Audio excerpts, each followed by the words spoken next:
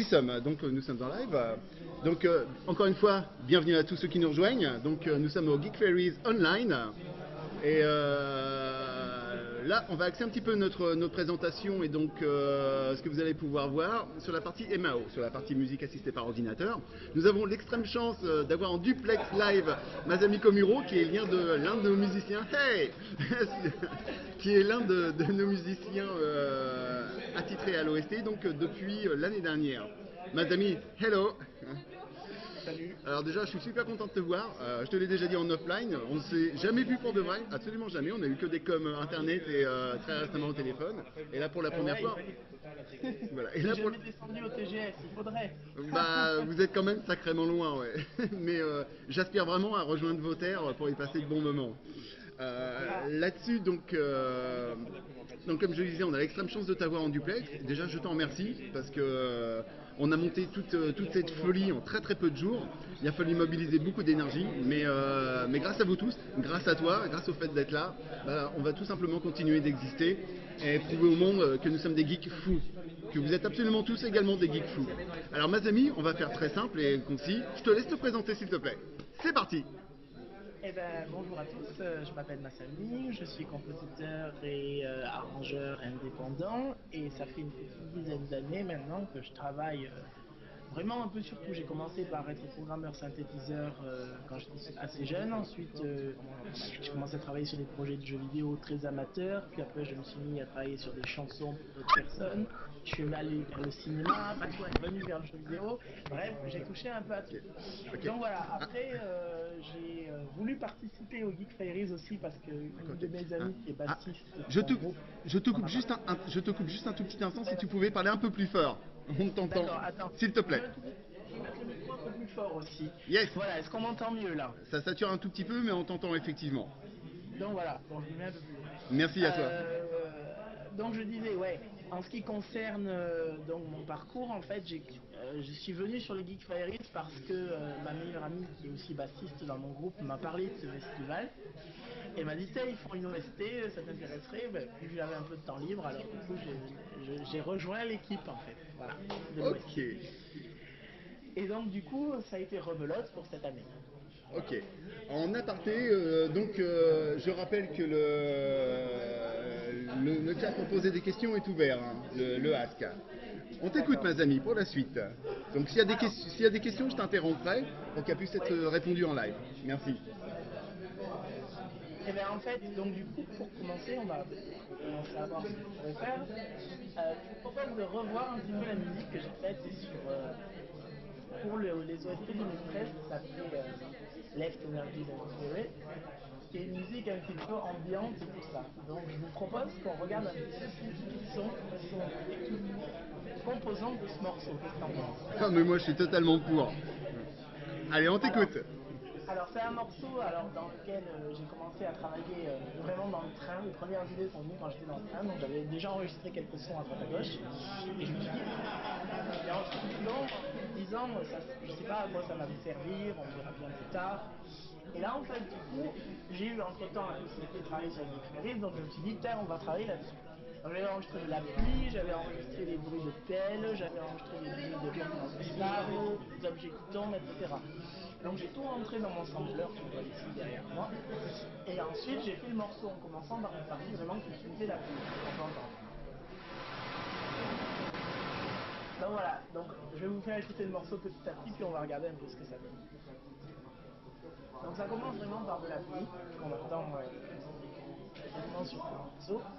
Et ensuite, des éléments un peu mystiques en fait, de la voix synthétique et des cloches que j'avais aussi enregistrées. Donc du coup, là on peut entendre ça, en fait on se demande un peu où on se trouve. Il n'y a pas de lieu précis. Et en fait l'idée c'était vraiment de demander, créer un univers qui pourrait faire poser des questions par les gens. Ok, donc tout à fait dans le sens de ce qu'on recherchait et permettant aussi le voyage. Tout à fait. Parce qu'en fait, l'idée c'était qu'on parte dans un univers inconnu et que la personne se construise cet univers. Du moins dans la première partie du morceau. Parce que par la suite, en fait, comme on peut entendre, ça se précise et d'un coup tout s'arrête à cet endroit. Donc là, espèce de gros coup qui est en fait un bruit. Ce bruit-là, en fait, c'est moi qui tape juste avec une pichenette sur le corps d'un piano acoustique. Et j'ai dupliqué plusieurs fois, superposé, etc. pour avoir une belle résonance. Et là, on a cette espèce de voix bizarre, synthétique.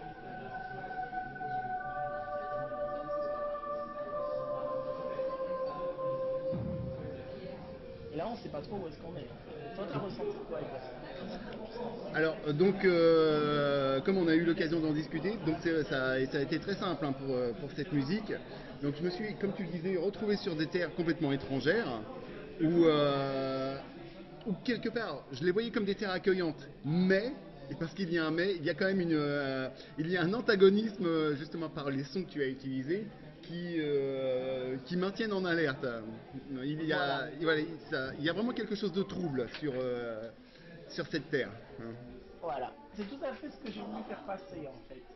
Parce qu'en fait l'idée c'était vraiment qu'on se retrouve dans un lieu dans lequel on entend des sons à droite et à gauche qui sont des sons D'accord, ok. d'instruments, des outils en fait. Ah, je te recoupe encore un tout petit instant, pardonne-moi. De nouveau, on t'entend de façon assez faible. Attends, je vais amener le micro plus près de moi. Est-ce qu'on m'entend mieux là d'un coup? Ah oui, très nettement, je te remercie. Voilà, voilà. Sinon si ça pose un problème, je vais poser le micro sur le bureau hein, pour qu'on m'entende mieux. Ouais, ok. Mais oui, l'espèce de bonnette rouge là. Oui, oui, merveilleux. Merveilleux. Donc du coup, ouais, je disais, en fait, les petits bruits qu'on entend, tout ce qui est métallique, tout ça, en fait, c'est pour évoquer des gens qui travaillent, en fait. D'accord. Des entités, en tout cas, qui travaillent. Parce qu'on ne sait pas exactement si c'est des personnes, c'est pas le but ici, mais c'est des entités qui travaillent, en tout cas. Ok. Voilà, voilà. Et donc par la suite, en fait, si tu veux, on entend ça. On entend cette espèce de petite voix bizarre. Ça, c'est la phase 2. Et là, à nouveau, ces sons, donc mécaniques. Ouais. Plus une mélodie à la harpe. Ce qui, en fait, dans mon esprit, c'était qu'on avançait progressivement, tu vois, pas à pas. Mhm. Enfin, je sais pas si toi t'as pensé ça. Oui, oui, tout à fait, ouais. Puis là, troisième, quatrième phase, on entre dans une espèce d'endroit qui est d'un coup chaleureux, si tu veux. C'est d'où on en revient à l'antagonisme de départ où il y a donc des éléments perturbateurs sur l'ensemble. Et à partir de là, il y a quand même derrière une certaine veille amicale. Donc, Voilà. En fait, tu vois, le thème principal. mhm.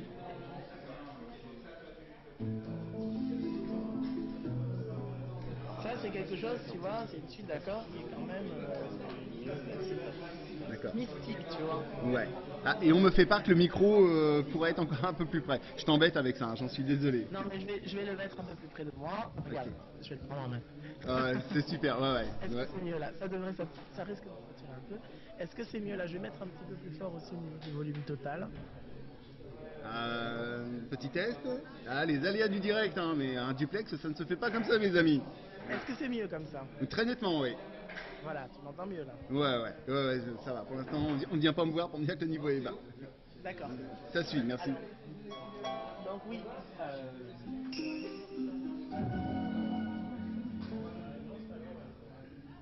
Donc en fait, si tu veux, si on se place sur ça, sur ce thème là, Mhm. c'est quand même, tu vois, tu as une nappe derrière qui te donne l'impression que c'est chaleureux. Tout à fait. Mais en fait, ça, moi, l'idée c'était que la personne avance en se méfiant quand même. Mhm. Oui, il y a une dissonance. Il y a une dissonance, ouais, dans les nappes. Tu vois? Exactement. Tu vois, cette idée-là. Bon. Et en fait, le plus surprenant, je pense, c'est la fin du morceau. Parce que ça continue avec une mélodie, etc. Mhm. C'est tout se termine d'un coup comme si on était mis la lumière, comme si s'est passé quelque chose de bizarre.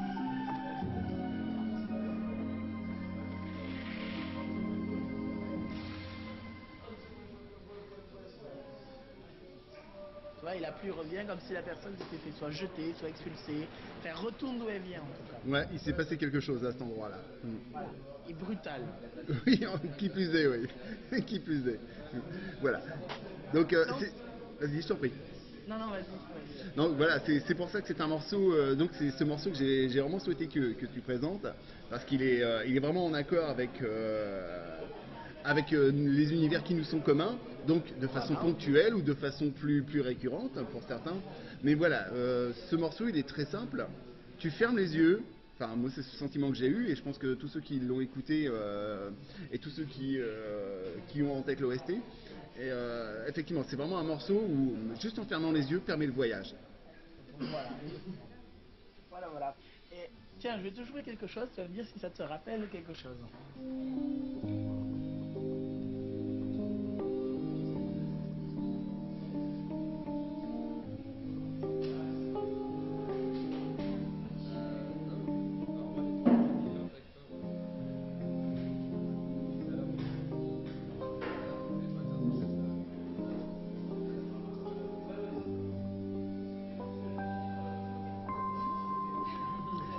Alors, de but en blanc, j'en ai beaucoup écouté, donc de tes musiques.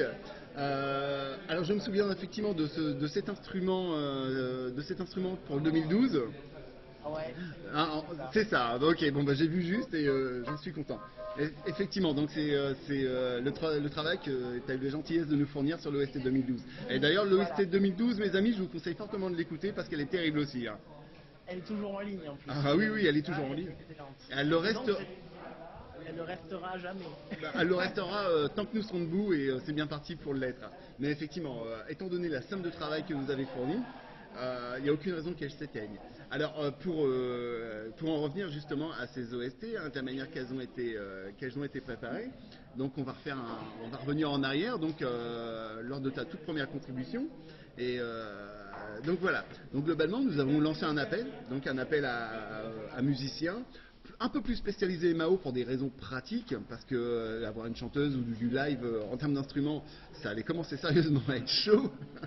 Donc voilà, à partir de là, donc il y a une sélection, donc bah, pas si grande que ça, parce que l'OST 2012 est plus riche de compositeurs que l'OST 2013, mais effectivement, à contrario, est différente dans le sens où il n'y a pas d'histoire globalement, il n'y a pas véritablement de thématique, mis à part un univers un univers geek beaucoup plus généraliste. Donc, et dans la mesure où on ne change pas non plus une équipe qui gagne, donc bah, Mazami a eu l'extrême gentillesse de maintenir, de maintenir le bon vouloir de sa participation donc pour l'OST 2013. Et à partir de là, nous avons réussi tous ensemble. Ça représente quand même un an de travail, mine de rien. Les premières notes de l'OST, c'est pas bien compliqué. Le festival 2012 a eu lieu au mois de juin. Les premières notes pour l'OST 2013 ont commencé, je me rappellerai toujours, c'était le 5 juillet. Donc comme quoi, on s'y a été très rapidement. On s'y a été Ouais. très rapidement. Et tous ensemble, ça représente donc quand même un an de travail. Que ce soit pour 2 morceaux, que ce soit pour 10, peu importe. Mais c'est vraiment un travail d'équipe. Et pour ça, je t'en remercie. Pour rebondir sur ce que tu viens de dire, souvent les morceaux les plus courts, les plus simples, les plus machins, prennent beaucoup plus de temps à concevoir que des trucs qui durent 3 minutes. Quand tu travailles sur une chanson, par exemple, ça se fait très vite. Ça se fait très vite. Quand tu travailles sur un jingle, ça se fait pas vite. Tu vois la Ouais. différence? Je sais pas si tu as déjà expérimenté ça, si des gens qui nous écoutent ont déjà expérimenté ça, parce que je pense qu'il y a des musiciens dans les gens qui nous regardent, enfin j'espère. Mhm. Mais en tout cas, voilà, c'est le genre de truc. Quand tu travailles sur une chanson, par exemple, que la première musique, celle qu'on avait ce que j'avais fait pour 2012, était, d'ailleurs, il y avait du chant à la fin. C'était une chanson qui était formée comme une chanson, Mhm. une musique. Et ensuite, la deuxième, c'est pas du tout ça. C'est fait comme de la musique de film. Donc la deuxième, c'est vraiment très différent, quoi. D'accord, ok, effectivement, la musique de film. Alors, il est vrai que la grande différence, c'est surtout dans la continuité de l'œuvre. Parce que donc, qu'on Mhm. prenne une balade, que ce soit une balade, on va partir sur le registre classique, refrain, couplet et autres. La musique de film, d'OST, ou de ce registre, hein, que ce soit pour un jeu, pour autre chose, mais vraiment dans ce registre, son rythme, sa base mélodique peut s'arrêter de but en blanc pour partir sur autre chose. Pour ensuite Oui, repartir sur autre chose, ce sont vraiment différents. on peut faire un petit exemple. On peut illustrer ça peut-être. Avec grand plaisir. donc par exemple, je pars sur un thème musical simple. Hein, je ne sais pas moi. Je pars sur un thème simple. Attends, je reconfigure pour avoir un son de piano normal. Je t'en prie. Je fais ça.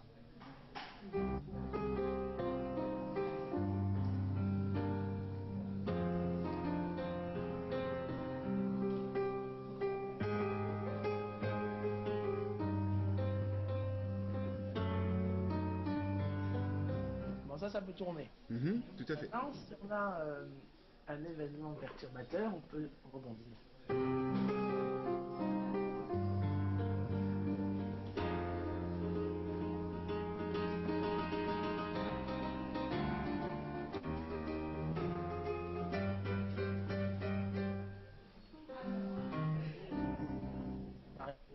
Tu vois?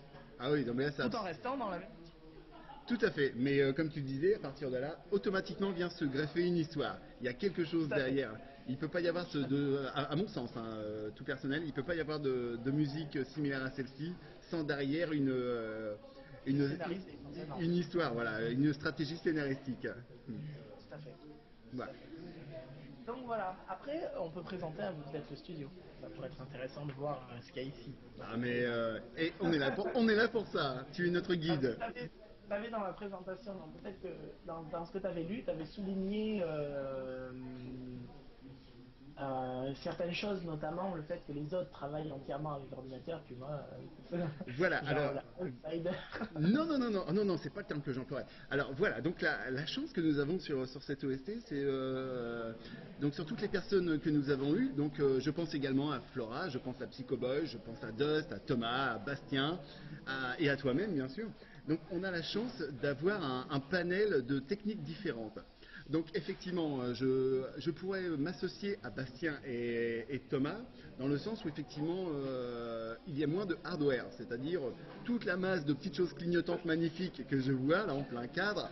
Donc moi pour ma part je n'en ai pas. Je travaille avec des banques musicales principalement, je n'ai que ça, et une flûte à bec, mais la flûte à bec ça compte pas. c'est uniquement pour faire du bruit et faire hurler les voisins. Mais je prends l'exemple de Flora qui est une pianiste, donc qui à partir de là travaille en live sur son piano. Je prends l'exemple de Psychoboy qui également joue en live. Donc il joue que ce soit une batterie, guitare électrique, il joue en live et s'enregistre. Et comment dire, Dust, je ne connais pas trop ses méthodes, malheureusement, mais vu le travail qu'il arrive à nous fournir, je pense que la partie software joue un rôle prépondérant. Et te concernant, effectivement, tu es celui qui maîtrise la partie hardware, que je te laisse nous présenter, s'il te plaît. Alors, ouais, en fait j'ai commencé il y a longtemps, donc à l'époque tout ce qui était software n'existait pas vraiment. Et enfin le son software n'était pas quelque chose d'abordable en tout cas. Donc j'ai commencé à travailler avec des échantillonneurs, puis des synthés hard. On voit ici, là, il n'y a que des synthétiseurs ou des échantillonneurs, mais en tout cas c'est des générateurs de son ici, tout ça. Bon, c'est un peu loin, mais dans l'ordre, il y a un sampler à caille ici, un sampler spécifique pour la voix humaine et les rythmiques ici, c'est un Roland VP9000, qui permet de déformer, de transposer par exemple la voix ou d'accélérer le rythme sans déformer trop le son. Je ferai une petite démo après. Avec Ici, plaisir. c'est un synthétiseur que tout le monde a utilisé, c'est un Roland JV 2080. Je confirme. Voilà, avec plein de banques à l'intérieur pour... il y a plein de sons perso dans la banque user et il y a aussi des sons d'orchestre symphonique du monde entier. Ici, Korg Wave Station, c'est un synthé très spécial, c'est un synthé pour faire des sons qui évoluent dans le temps. Des sons qui sont nappes en fait, des sons ambiants très très très complexes, mais très intéressants pour la musique de film ou New Wave, etc. Le truc avec toutes les petites lumières rouges là, c'est Access Virus. C'est un synthé qui émule en fait les synthés analogiques des années 70. Donc il a un son beaucoup plus brut en fait, mais très intéressant aussi pour faire de la musique électronique, notamment pour imiter les sons un peu 8 bits, etc. Ici en dessus c'est un module avec plein de sons de percussion, mais c'est un synthétiseur de percussion dans le sens où on peut travailler avec des filtres sur les sons qui sont enregistrés à l'intérieur. Et au-dessus, après, c'est tout ce qui est traitement pour les interfaces MIDI et la carte son en dernier. Et de l'autre côté, ce que vous ne voyez pas et que je je vais essayer de vous le montrer, mais je suis un peu court en matière de câbles, donc je ne peux pas trop tourner. Mais en fait, ici, dans cette armoire, vous avez aussi deux claviers qui sont un Korg Triton et un Yamaha SY77. Donc le Triton, c'est un synthétiseur qui... c'est plus pour... Moi, je l'ai là parce que j'ai fait beaucoup de scènes, en fait. Donc c'est très pratique pour la scène. Et après, il y a pas mal de sons perso dedans. Il faut dire que les sons qui sont déjà fournis avec la machine sont nuls. Donc il faut vraiment les refaire. Et le SY77, c'est un synthé de recherche pour faire des sons FM, un petit peu comme ceux qu'on a dans la Sega Mega Drive, etc. D'accord. Et ici, bien sûr, ce que je n'ai pas présenté, c'est ce qui me sert de clavier-maître, parce que c'est un clavier de piano, un toucher de piano, mais c'est aussi un synthé, puisqu'il y a plein de sons, à part des sons de piano et piano électrique qui sont très sympas, il y a aussi beaucoup de sons électroniques. Voilà. Donc vous l'aurez compris, chaque machine à l'intérieur de ce set a son utilité, et donc du coup on ne peut pas utiliser, en fait la complexité du son vient du fait qu'on prend un peu.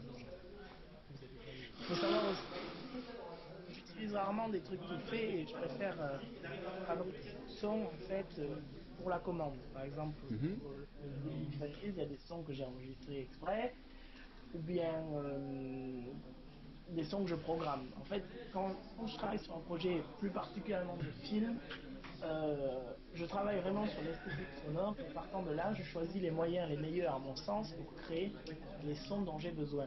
Mhm. Donc je vais pas par exemple faire à tout prix utiliser, parce qu'il y a beaucoup de gens, bon j'ai pas envie de te critiquer toi ni les gens qui utilisent Non, dedans, non, non, non, je t'en prie, ce sont des méthodes souvent différentes. il y a beaucoup de choses clés en main en fait, et c'est très difficile de faire des choses très spécifiques avec.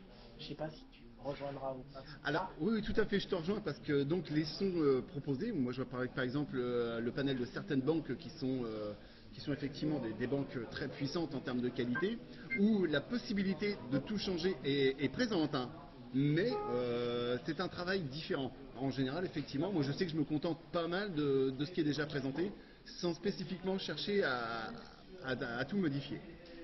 Voilà, parce que moi je vais partir de zéro souvent, d'un son que je kiffe, je vais le transformer complètement. Parce que j'ai l'impression que c'est plus accessible. Et après, le fait aussi que le hardware passe par des éléments donc analogiques pour pouvoir traiter le son, parce que Mhm. j'ai des tables de mixage analogique, ça permet de vraiment pouvoir travailler sur le grain du son, parce qu'il passe par des tables, par des circuits électroniques qui vont colorer un peu le son. Je pense aux égaliseurs notamment. D'accord. Là, j'ai des questions qui commencent à tomber. Donc, la première que je te poserai, c'est en termes d'interface informatique. Tu utilises quel logiciel? Alors j'en ai deux. Un qui me sert exclusivement à éditer tout ce qui est MIDI qui est sur PC, Mhm. qui s'appelle Cakewalk Audio 9, qui est un bon séquenceur MIDI et qui a un éditeur de partitions surtout très clair quand on veut sortir les partitions et tout ça, et qui a aussi tendance à bien tenir la synchronisation, contrairement à d'autres séquenceurs. Synchronisation dont j'ai besoin, puisque sur un deuxième ordinateur, je travaille avec Digital Performer, qui lui est le séquenceur audio, qui me sert à récupérer tout ce qui est du son que synthétiseur sur plusieurs pistes audio et faire le mixage et le mastering. Et donc, tu comprends bien que quand on prépare la séquence MIDI, tout ce qui est sur synthé sur une machine, quand on veut faire l'enregistrement sur l'autre, ça doit être synchronisé en tempo. Et donc, du coup, Bien sûr. quand tu fais play d'un côté, il faut que ça démarre de l'autre. Voilà. Et donc, la synchro doit être parfaite. Ok.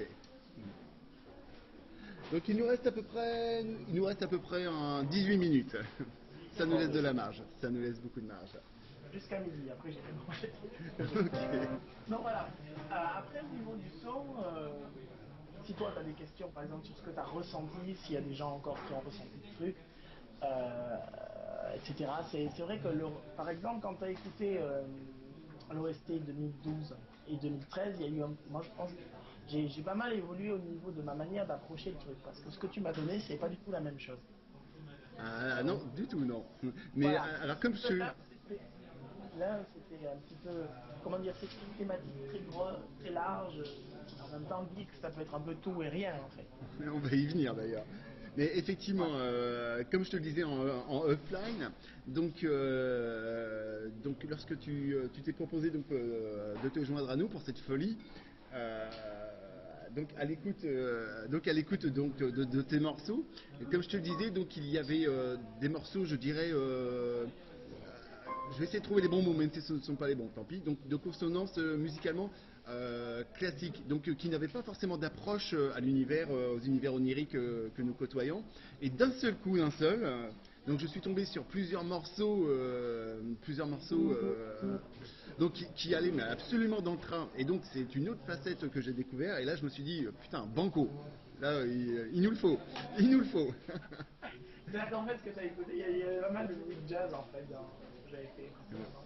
Ouais, mais et comme tu me disais en offline, effectivement, tu as pas mal contribué donc à des musiques fantastiques et horreur. Voilà. Mm. Alors, je te faire vu que le temps nous est compté, mais enfin, je vais te montrer comment fonctionne ce système-là dont je t'ai parlé qui permet de trafiquer un peu la voix et Yep, hein, avec plaisir. voilà. Une seconde. Je charge le Je truc. t'en prie, vas-y, je t'en prie. Que j'avais déjà stocké sur un disque travail. Mhm. Donc, par exemple, là, j'ai un sample dans lequel un pote a dit, donc, a parlé, je chante une idée à la con. D'accord. Ok, C'est comme... Mais donc, grâce à ce système, je vais pouvoir changer la mélodie de ce qui est chanté en fait. ok. Tu vois, bah, j'ai envie de faire. Je chante une idée, chante une idée, chante. Tu vois, par exemple. Je chante une idée à la con. Je chante une idée à la con. Bon, ça fait un peu robotique, mais c'est intéressant, tu vois. Ok. Je chante une idée à la con. Tu vois.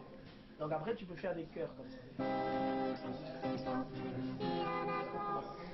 Je chante une idée, chante une idée à la con. Voilà, ça peut faire des effets intéressants. Et après, on peut aussi, ça c'est une autre voix que j'avais enregistrée, c'est des chœurs carrément. Donc c'est un pote qui chante. Et donc du coup, en fait, on peut jouer le chœur sur plusieurs notes sans que ça dépende vraiment de la voix. Tu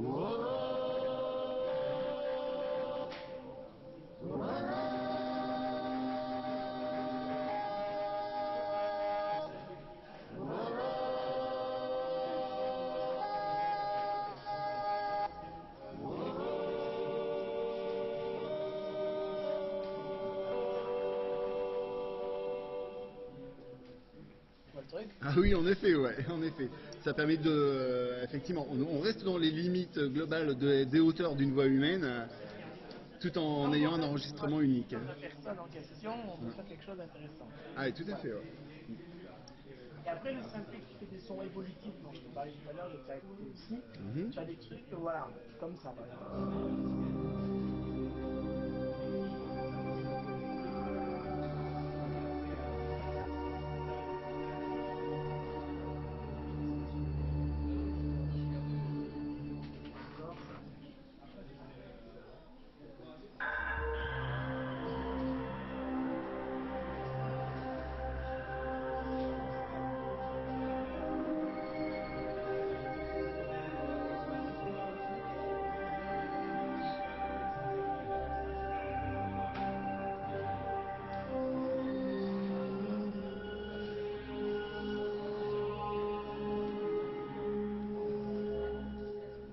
Ah oui, en effet, donc ce sont des nappes qui durent très très longtemps et qui ne cessent d'évoluer.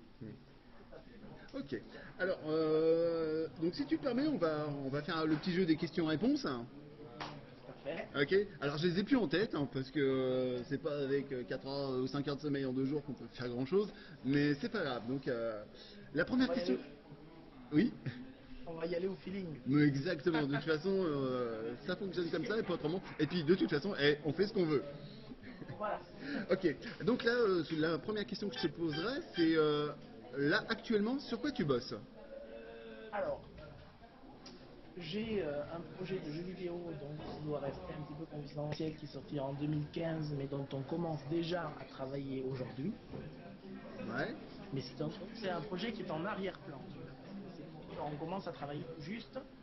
J'ai un autre projet de jeu vidéo sur lequel on travaille activement, lui, qui est fait par des gens ça fait déjà un an que j'y bosse dessus, et il est fait par des gens du côté de Montpellier, et c'est un jeu qui sortira sur plateforme mobile. Et ensuite, un projet d'album avec un chanteur, voilà. Donc rien à voir, de la musique un peu ambiant, new wave, jazz, voilà.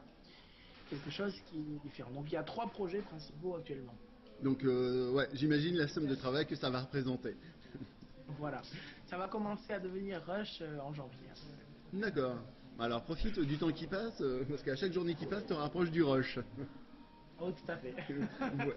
Alors la deuxième question que je te poserai, sur l'ensemble de ton travail, donc c'est une question, ça, on reste encore sur des questions très généralistes, sur l'ensemble de ton travail, quel est le morceau qui t'aurait posé le plus de difficultés et pourquoi?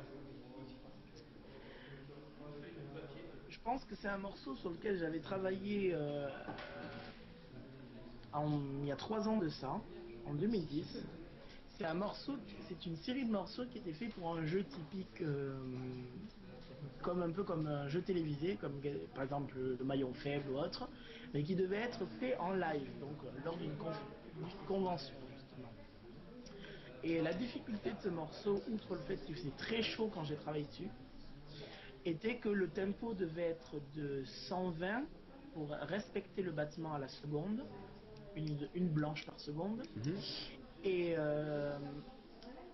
la mesure devait être du 5-4, quelque chose donc une mesure qui comporte un nombre de temps impair. Voilà. Ok. Là aussi, pour pouvoir retirer en 4 mesures 10 secondes. Voilà. Donc du coup, parce que l'idée c'était que le morceau devait se raccourcir petit à petit en fonction de l'avancée des manches, Mhm. et je pouvais pas je devais faire le même morceau à chaque fois. Donc il devait se terminer différemment, mais j'étais obligé d'enlever des mesures entières, sinon ça faisait Tout à quelque fait. chose de bancal. Donc ça m'a posé beaucoup de difficultés.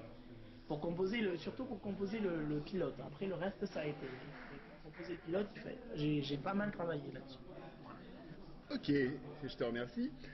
Question suivante, et question encore facile. La dernière, comme je te l'ai communiqué offline, c'est la dernière et la plus subjective.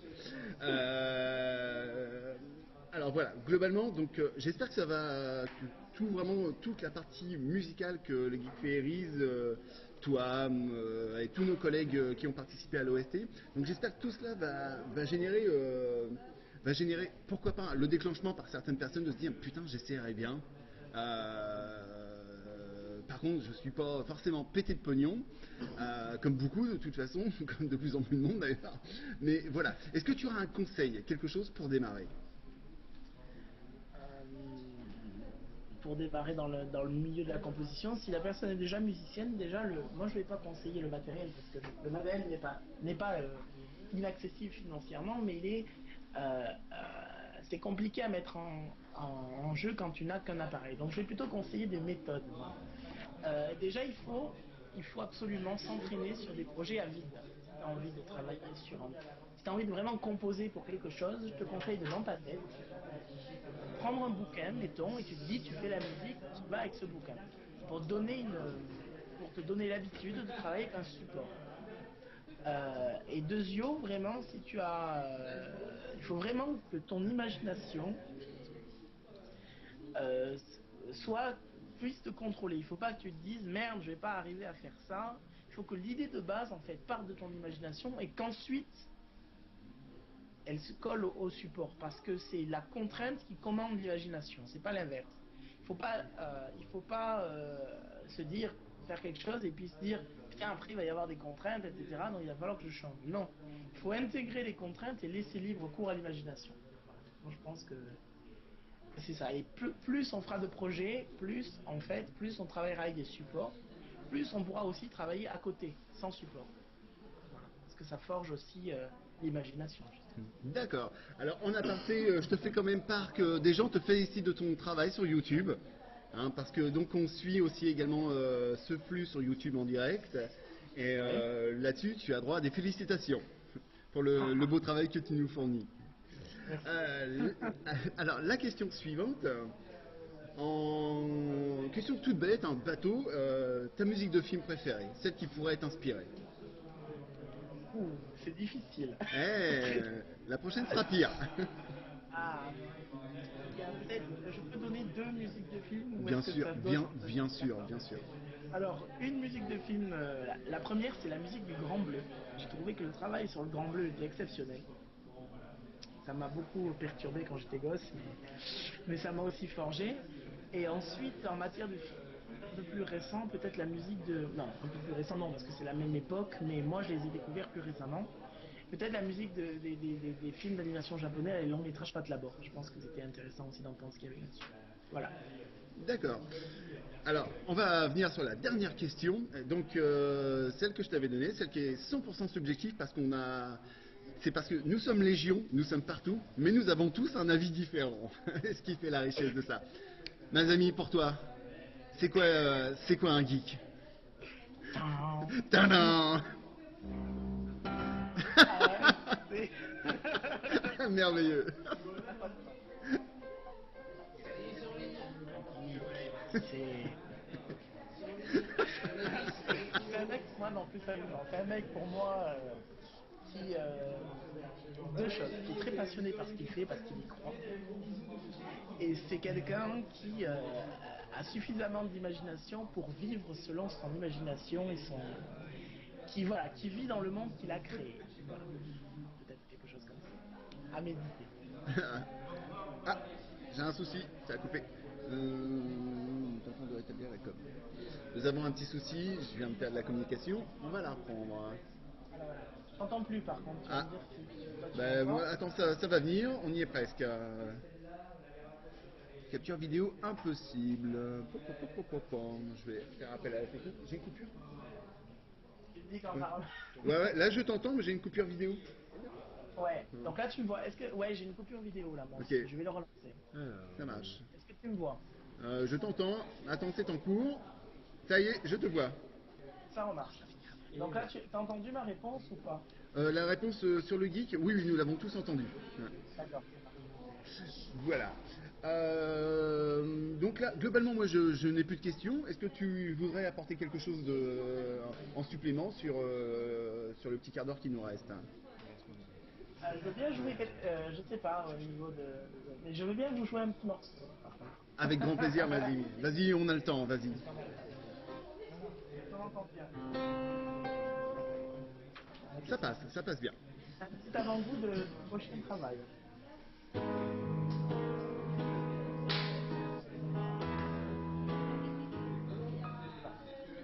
Ouais.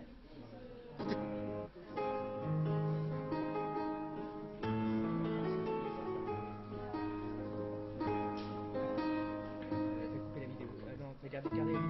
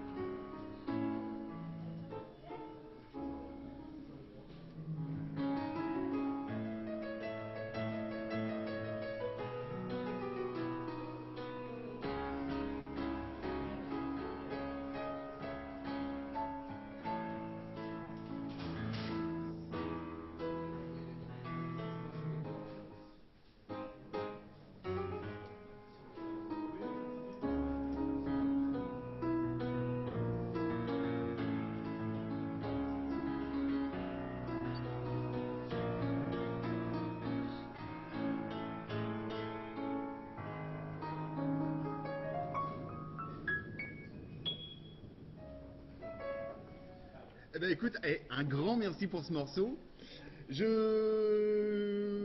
Comment dire, on va bientôt s'arrêter pour notre partie.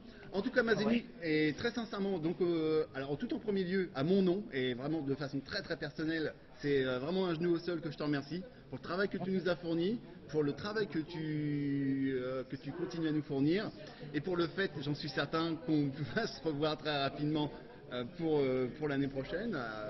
Peu importe ce qui se passera l'année prochaine, mais d'une façon ou d'une autre, comment dire, d'une façon ou d'une autre, je sais que tu seras là.